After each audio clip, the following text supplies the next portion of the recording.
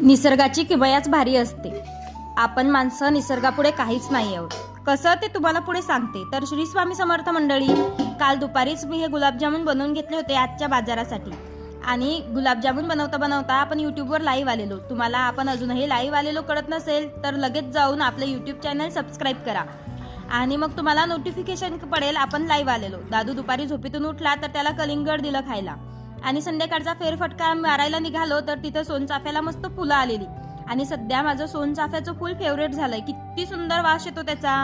आणि हे बघा निसर्गाची किमया. एवढ्या उन्हातही इतकी छान फुलं आलीत ना ह्याला आणि दिसतही सुंदर होती.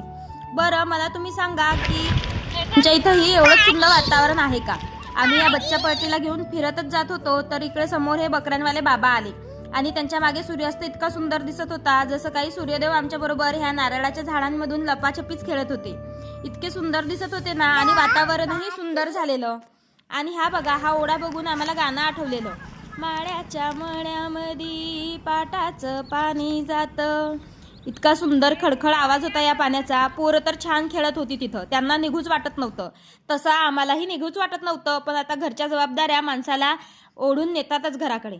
आणि दादूचा कितीही हात पकडला तरी तो हात सोडून पडत होता. त्याला समोर हे कुत्रं दिसलं आणि आम्ही त्याचं नाव आता ओरिओ ठेवलंय. तर दादू त्याच्याकडे पडत होता म्हणून तो रानामध्ये निघून गेला झाडांमध्ये. बघा तो ओरिओ कसा पुढं पुढं पडतोय. आणि त्याचं नाव कशावर आम्ही ओरिओ ठेवलं असेल हेही मला कमेंट करून नक्की सांगा. आपले दुपारचे गुलाबजाम एवढे छान फुगले होते.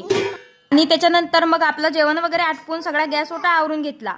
आपल्या मनी प्लांटच्या ज्या बॉटला आहेत त्या 2-4 दिवसात मी त्याच्यातलं पाणी चेंज करते. ते मनी प्लांट धुवून घेत असते. त्याने ते फ्रेश राहतात.